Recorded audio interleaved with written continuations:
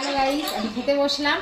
আর এখানে তো দেখতেই পাচ্ছ ডিম কষা আছে, আমি ডিম কষা নিচ্ছি। হেভি টেস্টি লাগে,